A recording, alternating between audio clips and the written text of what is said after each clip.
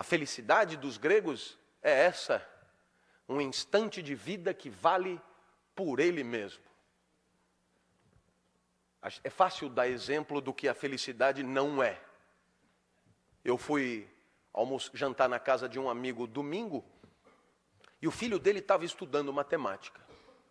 E eu perguntei para o menino, pô, cara, estudando matemática domingo, e ele podia ter dito, tio, olha que tesão de equações. Quanto mais embaçada, melhor, isso aqui é do caralho resolver. Eu sempre resolvo 50 antes de dormir. Mas não foi o que ele falou. Ele falou, eu tenho que tirar 7,5 amanhã na prova. Então eu tenho que fazer essa merda dessa lista, senão eu estou fodido. E aí você podia pensar, se ele vendeu domingo por causa de segunda na prova, ele vai exultar, ele vai delirar na prova. E o menino falou, bem que meu pai falou que o senhor sempre foi meio doido. Eu só preciso tirar 7,5. E eu falei, 7,5 para quê? Ele, para passar de ano, ué. A única coisa que me importa, tio, é passar de ano. E quando o ano que vem chegar, o menino dirá a mesma coisa, passar de ano. Essa é a escola da tristeza, em que você fica ali esperando o ano que vem chegar, esperando o ano acabar, esperando a vida acabar. A escola da tristeza é ótima, na verdade, porque ela prepara o profissional. Ela prepara o profissional para viver o trabalho da tristeza. Aquele que você espera 30 dias por causa do 5º dia útil. Aquele que você vende a vida por causa do salário. A escola da tristeza é a melhor preparação para a vida triste. A felicidade é um instante de vida que vale por si só. Até os 13 anos eu vivi muito mal. Eu era um CDF ortodoxo, hoje chama de nerd. Tirava 10 em tudo, mas não vibrava com nada. Meu pai tentava, me levava no Morumbi para ver jogo. E ele tinha que me avisar que foi gol. E aí eu vibrava para ele não ficar chateado. E ele, dos caras, caralho, cala a boca que nós vamos apanhar. Meu pai também me levava em escola de arte, né? Argila, pintura, guache, origami. Origami é o pior de todos. Uma folhinha de papel, 600 dobras na ordem certa. E aí tem um passarinho que você chucha no rabo, ele abana os dados. Se você errou uma dobra, fudeu o passarinho. E eles ainda chamam de passarinho da felicidade. A mulher chamou meu pai com uma semana e disse, olha, com seu filho aqui são 4 tipos de aluno. Super talentosos, que adoram isso aqui, outros que não têm tanto talento, mas também adoram isso aqui, outros que não têm talento nenhum, mas estão aí se divertindo, e o seu filho, ele não é daqui, pode levar ele embora. Aos 13 anos, o professor de geografia entrou, disse que não ia dar aula. O curso seria só de seminários, e para mim caiu o petróleo. Então, eu me preparei, e chegou o meu dia, subi no palquinho dos jesuítas de São Paulo, olhei para a classe, aquilo estava coalhado de gente. Comigo não tinha bullying, gostavam de mim. Conversar comigo era como ir ao zoológico, uma experiência diferente. Veio gente de outras classes para assistir. Aquilo, gente de pé. E pela primeira vez, ouça-me, pela primeira vez foi legal estar aonde eu estava. Pergunto, é preciso ser filósofo para entender o que os gregos chamavam de felicidade? Eu vou repetir, foi legal estar aonde eu estava. Pela primeira vez em 13 anos. Por quê? Porque até então eu sempre esperava acabar. Esperava a aula acabar, esperava o treino acabar, esperava a aula de arte acabar, esperava... Ali não, eu não queria que acabasse. E para não acabar, eu não começava. E olhava para todos. Esse cara é mais doido do que eu imaginava. O professor se irritou, o senhor engoliu a língua, eu tive que começar. E cheio de entusiasmo, falei tudo o que eu sabia em 15 minutos. E um amigo levantou a mão e disse, professor, deixa ele continuar falando, é tão legal o jeito que ele fala. E o professor disse, ele tem 50 minutos para falar, ele que fale. E a bola veio para mim. A bola do Muricy veio para mim. Quando a bola vem para você, e aí, velhinho, vai viver como? Você é livre, decide. Eu não sabia mais nada para dizer. Se eu fosse respeitar a geografia, eu tinha que dizer, eu não sei mais nada. Mas o meu corpo dizia, 13 anos de uma vida de merda, agora que tá do caralho, não sai daí. Mas eu não tenho mais nada para dizer, inventa qualquer porra, mas não sai daí. Então eu decidi inventar sobre o petróleo. Lembrei do meu pai. Meu pai nunca passou na porta de uma faculdade. Mas o meu pai dizia coisas que depois eu encontrei na mais sofisticada filosofia. Tem um filósofo chamado Nietzsche, que escreveu um livro dificílimo chamado Assim Falava Zaratustra. E o Zaratustra tem uma hora que ele diz mais ou menos assim: leva o tempo que for para perceber qual é a tua praia. Leva o tempo que for para perceber qual é o teu lugar. Mas depois que você descobriu, não recue ante nenhum pretexto. E o meu pai dizia, para trás nem para pegar impulso. E sempre com carinho. Isso, aplaudir. E depois sempre com carinho, seu bosta. Eu lembrei do meu pai e comecei. Até aqui eu falei das diversas bacias petrolíferas pelo mundo, está no livro de vocês, eu não vou me estender. A partir de agora eu vou tratar de um outro tema, mais fino, mais sofisticado, que é a qualidade do petróleo. Tem petróleo bom e tem petróleo que não presta. Anotem porque vai cair no vestibular. Eu olhei para trás e vi que o professor arriou os óculos, velho. Eu tive medo. Mas eu lembrei do meu pai, seu bosta. Ali não podia mais voltar, então eu me impertiguei mais e comecei. Todo mundo sabe que o melhor petróleo do mundo é o petróleo da Romênia. Começaram a anotar. Então eu me animei e disse do norte da Romênia, claro. Região da Sildávia, que eu tirei das aventuras de Tintim. Eu olhei para trás e vi que o professor balançava. Ele devia estar pensando, eu não sei porra nenhuma disso, esse cara não pode estar zoando com a minha cara. Eu vi que era hora de quebrar ele, para aproveitar a fragilidade. Eu falei, o senhor sabia disso? Ele assustou e disse, não sabia. Eu falei, anota para aprender alguma coisa.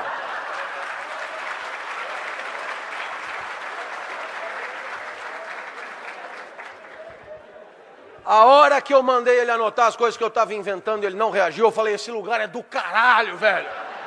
Eu não precisava me lembrar de nada, eu inventava tudo, a minha aula melhorou demais. Falei de petróleo em Fernando de Noronha, no Bananal, em Madagascar. Foi um show.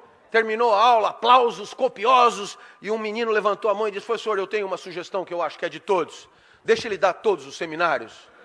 E o professor disse, mas ele só estudou sobre o petróleo. Eu falei, quem falou?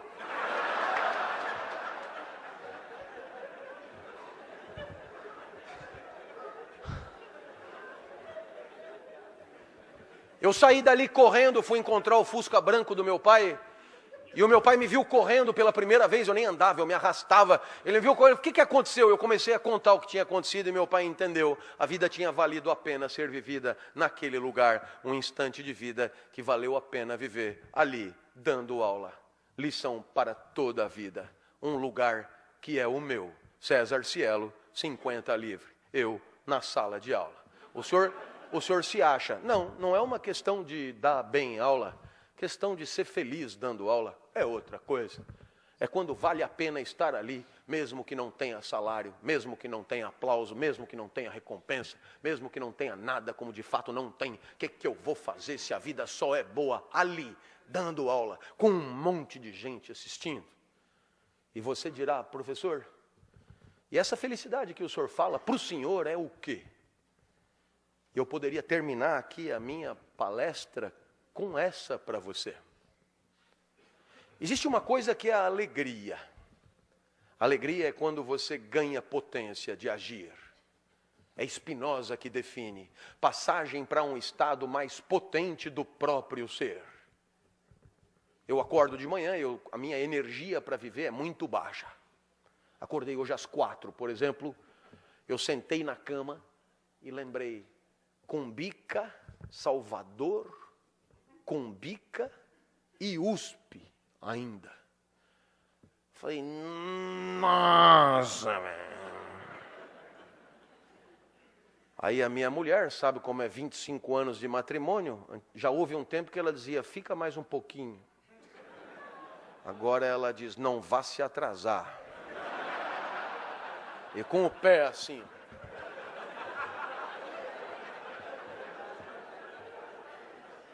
Fui no banheiro, tomei banho, melhorei um pouco, tomei um café, melhorei um pouco, saí, melhorei um pouco. E normalmente eu vou para a USP, quando eu chego na USP, eu adoro. Começa a chegar os alunos, eu adoro os alunos. E aí eu começo a dar aula e eu adoro a minha aula. Eu lamento te dizer isso. Parece um pouco arrogante, mas o que eu vou fazer? Eu adoro o meu jeito de falar. Eu poderia me ouvir eternamente. É impressionante como eu entendo quando eu explico. Então, às 10 horas da manhã, eu estou em cima da mesa gritando, e você perguntará, o que aconteceu entre 5 e 10 da manhã? Resposta de Spinoza, alegria, passagem para um estado mais potente do próprio ser. do próprio ser. Claro que não é sempre assim. 10 horas da manhã, abre a porta, é a mulher do departamento, secretária, a mulher medonha, e ela diz, os outros professores estão reclamando que o senhor grita muito. Pergunto, para onde foi a minha potência de agir? A isso chamamos tristeza. Passagem para um estado menos potente do próprio ser. Eu espero que você tenha entendido. Você vai pelo mundo, tem coisas que te alegram, tem coisas que te entristecem, e a tua potência vai numa senoide subindo e descendo. Impossível só se alegrar. Ninguém consegue se alegrar com o gol do Brasil e com o gol da Holanda, com o gol do Brasil e com o gol da Argentina. Não, a tristeza, obviamente, faz parte da vida. Para haver alegria, tem que haver tristeza. É óbvio que eu disse do próprio ser, porque não tem uma fórmula que dê para todos. E não tem uma fórmula que dê para você para o resto da vida. Porque amanhã você é outro, e o que te alegrou hoje pode não te alegrar amanhã. Você vem pela estrada e para, vê lá Rancho da Pamonha, você está verde de fome, come a primeira pamonha, a pamonha te alegra fudidamente. Pamonha e você, tudo a ver. Pamonha do caralho, velho. Aí você comete um erro a não cometer, fazer da pamonha um ídolo, fazer da pamonha uma qualidade de vida, uma lição de autoajuda, e pede a segunda pamonha, já vai te alegrar menos. Porque o comedor da segunda pamonha já não é mais o comedor da primeira pamonha. Já tem menos fome, mais glicemia no sangue, etc. Mas você é fiel à pamonha, pede a terceira. Quando chega na 10ª, você tem que parar. A mesma pamonha que te alegrou vai te matar. Você, né, já virou um suco de milho, na verdade, teu sangue. O que vale para a pamonha vale para qualquer coisa, para o matrimônio, por exemplo. Quase sempre a lua de mel é a primeira pamonha. Depois de 5 anos, você não aguenta mais comer pamonha. Aí você começa a querer comer um curauzinho. Mas se você achar que o curauzinho é a solução, tem dia que o curauzinho não está bom. Talvez por isso a vida que vale a pena seja essa. Uma felicidade assim. Um instante de vida que você gostaria que durasse um pouco mais. Um instante de vida que você gostaria que não acabasse logo. Um instante de vida que você gostaria de repetir. Professor, o que um instante de vida tem que ter para ser feliz? Isso que eu estou te dizendo. E quem é que fala isso? Eu. Dessa vez não é nem Platão, nem Aristóteles, nem Nietzsche, nem Rousseau, sou eu. E o senhor quem é? Clóvis, muito prazer. É que eu não morri ainda, não virei clássico. Mas ainda assim, eu tenho o meu palpite para te dar. Se você quer saber se aquele instante está valendo a pena, pergunte-se se você gostaria que ele durasse um pouco mais. A vida é boa quando você torce para ela não acabar. Perceba que a maior parte do tempo a gente torce para acabar. Torce para o dia acabar, para poder chegar em casa, torce para a semana acabar, por causa do final de semana, torce para o mês acabar, por causa do 5º dia útil, torce para o ano acabar, por causa das festas e das férias. E sem perceber, a gente está torcendo para a vida passar rápido. A felicidade é o contrário disso. A felicidade é quando você gostaria que não passasse, é quando você lamenta o final do dia. É quando você lamenta o final de alguma coisa que você está fazendo. Como num filme argentino, você até esqueceu que está no cinema, e só se lembra que está no cinema quando o filme acaba, e você lamenta muito de tão bom que era o filme, de tão feliz que você foi. Não era outra a pretensão para esse nosso encontro. Que pelo menos por um segundo eu tenha te surpreendido. Que pelo menos por um segundo, 10 minutos tenham passado e você não tenha se dado conta. Que pelo menos por um segundo você não tenha percebido que está tendo uma aula de filosofia há exatamente 1 hora.